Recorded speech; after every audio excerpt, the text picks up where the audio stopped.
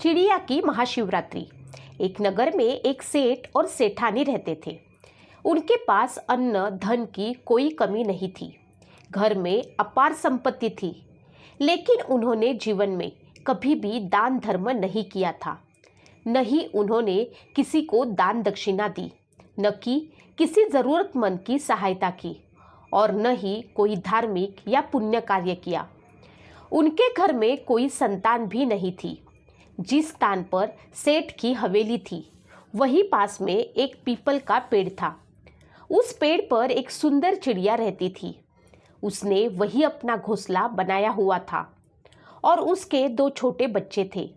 वह चिड़िया प्रतिदिन अपने बच्चों के लिए दाना पानी खोजने नगर में जाती और फिर लौटकर उन्हें खिलाती थी। वीडियो सुनते समय यदि आपको कहीं भी भगवान भोलेनाथ का स्मरण हो तो वीडियो को लाइक करें और कमेंट में हर हर महादेव अवश्य लिखें। वह चिड़िया अक्सर सेठ की हवेली के पास भी जाती, लेकिन वहां उसे एक दाना भी नहीं मिलता। वह सोचती, इस नगर में सबसे बड़ी हवेली इसी सेठ की है। यह अत्यंत धनवान है, फिर भी यह किसी को दान नहीं देता, न गरीबों की सहायता करता है और न ही पक्षियों को दाना डालता है। यह सेठ कितना कंजूस है। एक दिन चिड़िया उड़कर सेठ की हवेली की छत पर जा बैठी। वहां सेठ और सेठानी आपस में बात कर रहे थे। सेठ बोला, हमारे पास इतनी धन संपत्ति है, नगर के सभी लोग हमें सेठ कहते हैं। धन की कोई कमी नहीं है, लेकिन इस धन का क्या करेंगे? हमारा कोई पुत्र नहीं, कोई वारिस नहीं। हमारी बात, यह धन कौन खाएगा? सेठानी बोली, इसमें मेरी क्या गलती है? शायद हमारे भाग्य में पुत्र सुख नहीं है। सेठ बोला, जब तक हम जीवित हैं तब तक इस धन का उपयोग करेंगे। उसके बाद जिसके भाग्य में होगा वह इसे पाएगा। चिड़िया यह सब सुनती रही। कुछ दिनों बाद उसने देखा कि सेठानी का स्वभाव दयालु है। जब भी वह चिड़िया को देखती उसे दाना डाल देती। धीरे धीरे सेठानी को उस चिड़िया से लगाव हो गया और वह रोज छिपकर उसे दाना देने लगी। एक दिन चिड़िया सोचने लगी, सेठानी इतनी दयालु है, फिर भी उसे पुत्र सुख नहीं मिला। मैं ऐसा क्या करूं जिससे उसे संतान प्राप्ति हो?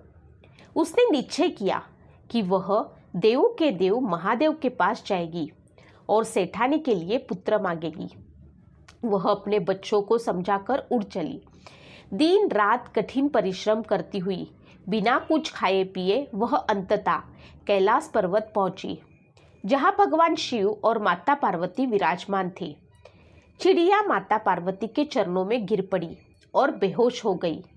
माता पार्वती ने उसे उठाकर संभाला और पूछा, तू कौन है और इतनी दुखी क्यों है? चिड़िया बोली, माता, मैं अपने लिए नहीं बल्कि एक सेठ और सेठानी के लिए आई हूँ। उन्हें संतान सुख नहीं मिला है, कृपा करके उन्हें पुत्र प्रदान करें।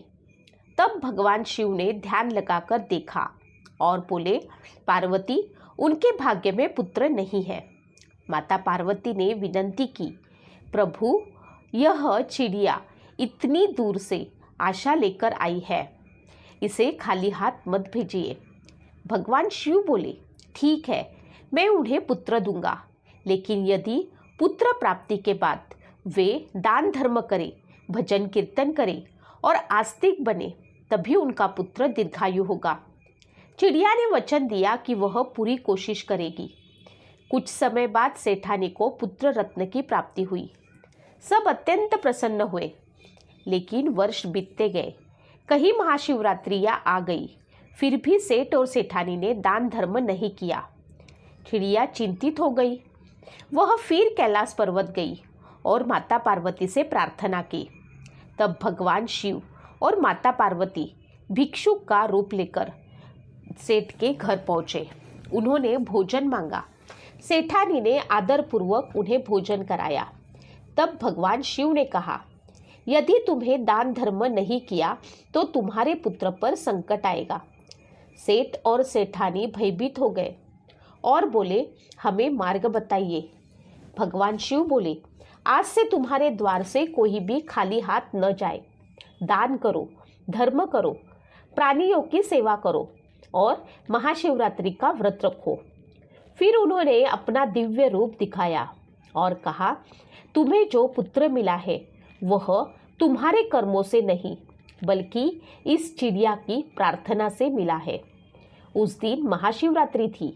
सेठ और सेठानी ने श्रद्धा से व्रत रखा और दान धर्म प्रारंभ किया। इस प्रकार चिड़िया की महाशिवरात्रि सफल हुई।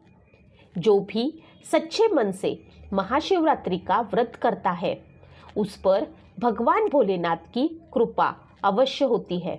मित्रों, कमेंट में हर हर महादेव अवश्य लिखें। यदि आपको यह कथा पसंद आई है तो वीडियो को लाइक करें। आप सभी का हृदय से धन्यवाद। जय श्री राम, जय श्री हनुराम, जय श्री हनुमान, जय श्री कृष्ण, जय माता लक्ष्मी।